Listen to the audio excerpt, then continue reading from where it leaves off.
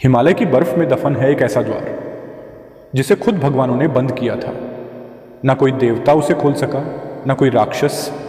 लेकिन अब एक आम इंसान उस रहस्य के दरवाजे पर खड़ा है। सवाल सिर्फ एक है, क्या वो तैयार है उस सत्य को देखने के लिए जो हजारों साल से छुपा है। बहुत समय पहले की बात है। हिमालय की ऊंचाइयों पर एक जगह थी जहां आम इंसान का पहुंचना लगभग नामुमकिन था। वहां हमेशा बर्फ जमी रहती थी, हवा इतनी तेज चलती कि इंसान का खड़ा रहना मुश्किल हो जाए। मगर वहीं कहीं एक गुप्त द्वार छुपा हुआ था जिसे लोग त्रैलोक्य द्वार कहते थे।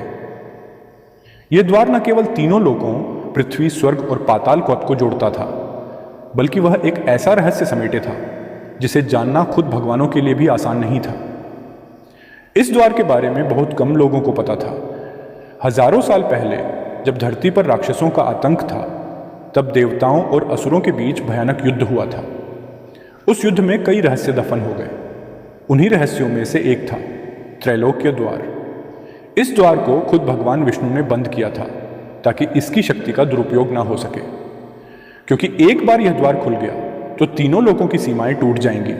समय और मृत्यु का कोई अर्थ नहीं रहेगा।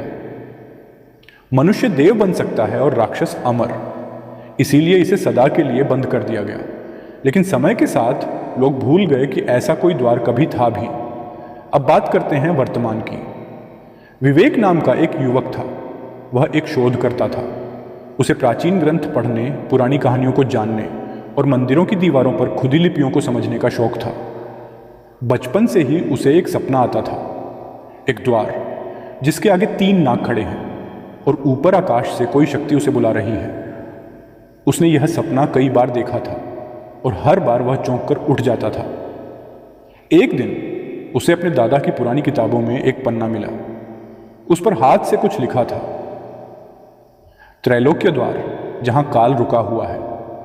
नीचे एक नक्शा भी था जो किसी पहाड़ी इलाके की ओर इशारा कर रहा था। विवेक को लगा कि यह सपना और यह नक्शा आपस में जुड़े हुए हैं। उसने अपने दोस्तों से कुछ नहीं कहा और अकेले हिमालय की ओर निकल पड़ा।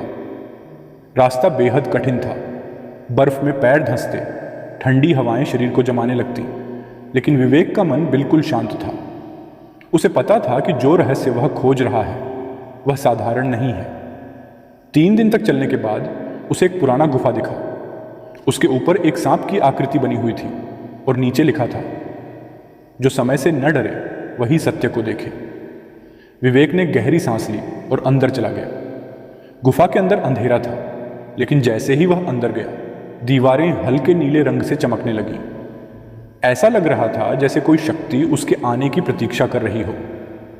अंदर एक गोल कमरा था जिसके बीचों बीच एक पत्थर का स्तंभ खड़ा था। उस पर नागों की भाषा में कुछ लिखा था। विवेक ने अपनी किताब से उन शब्दों का अर्थ निकालने की कोशिश की। वह पढ़ सका, त्रैलोक्य द्वार की रक्षा तीनों नाग करते हैं, वासुकी, तक्षक और शेष। केवल वही जिसे स्वप्न में बुलावा आए इस द्वार की ओर बढ़ सकता है। विवेक समझ गया कि यह सपना कोई भ्रम नहीं था। तभी जमीन कांपने लगी और उस स्तंभ के नीचे से एक गोल चक्र निकला। उस चक्र पर त्रिशूल और चक्र की आकृति बनी हुई थी। विवेक ने जैसे ही उसे छुआ, अचानक पूरा कमरा घूमने लगा और एक नई दुनिया उसके सामने खुल गई। वह अब किसी और लोक में था। वहां की हवा अलग थी, वहां के पेड़ चमकते थे और आकाश नीला नहीं, सुनहरा था। तभी उसके सामने 3 विशाल नाग प्रकट हुए। उनके सिर पर मुकुट था और आंखों में तेज। वे बोले, हम तीनों इस द्वार के रक्षक हैं। तुम कौन हो जो यहां तक आ पहुंचा? विवेक ने उन्हें अपने बारे में बताया, अपने सपनों की बात की और उस रहस्य की जो उसे खींच लाया। नागों ने एक दूसरे को देखा और बोले, तुम वो हो जिसे बुलावा मिला है, लेकिन द्वार तक जाना आसान नहीं है। तुम्हें 3 परीक्षाओं से गुजरना होगा, मन की, आत्मा की और विश्वास की। पहली परीक्षा थी मन की। उसे एक ऐसे कमरे में ले जाया गया जहां उसकी सबसे बड़ी इच्छाएं, लालच और डर जीवित रूप में खड़े थे। वहां उसके सामने उसका अपना चेहरा था, एक ऐसा विवेक जो अमरता चाहता था, शक्ति चाहता था, भगवान बनना चाहता था। पर विवेक ने आंखें बंद कर लीं और कहा, मैं यहां सत्य की खोज में आया हूं, शक्ति की नहीं। तुरंत वह छवि गायब हो गई। दूसरी परीक्षा थी आत्मा की। उसे एक नदी के किनारे ले जाया गया जहां आत्माएं बह रही थीं, कुछ शांत, कुछ बेचैन। वहां उसकी माँ की आत्मा आई, जिसने बचपन में ही उसे छोड़ दिया था। माँ ने कहा, बेटा लौट जा, ये रास्ता बहुत कठिन है। पर विवेक ने मुस्कुराकर कहा, माँ, आपने ही तो सिखाया था कि अधूरी चीजें पूरी करनी चाहिए। माँ की आत्मा मुस्कुराकर चली गई। तीसरी परीक्षा थी विश्वास की।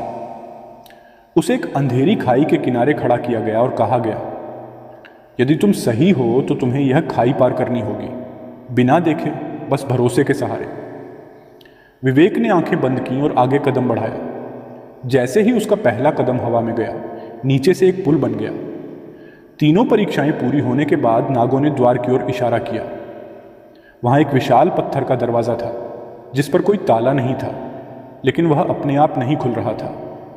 तभी नागराज शेष बोले, इस द्वार को खोलने के लिए बल नहीं, भाव चाहिए।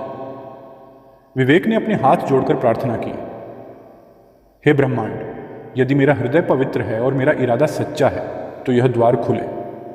धीरे धीरे द्वार की चट्टानें हिलने लगी और कुछ ही क्षणों में वह रहस्य खुल गया जो हजारों सालों से छुपा था। उस द्वार के पीछे एक उजाला था।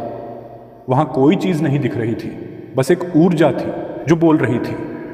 वह ऊर्जा समय की तरह थी, न जन्म न मृत्यु, बस अस्तित्व। उसने विवेक से कहा, तुमने सत्य की खोज में तीनों लोकों की सीमाओं को पार किया। अब यह तुम्हारे ऊपर है कि तुम इस शक्ति का क्या करोगे। विवेक ने कहा, मैं इस शक्ति को खुद में नहीं रखूंगा, मैं इसे फिर से छुपा दूंगा ताकि कोई और इसे खोजे, तब जब वह भी सत्य के लिए तैयार हो। तभी वह शक्ति एक प्रकाश में बदल गई और फिर से द्वार के पीछे छुप गई। नागों ने द्वार को फिर से बंद कर दिया। विवेक को वापस उसकी दुनिया में पहुंचा दिया गया। अब वह वही इंसान था, पर अब उसमें एक शांति थी, एक गहराई थी।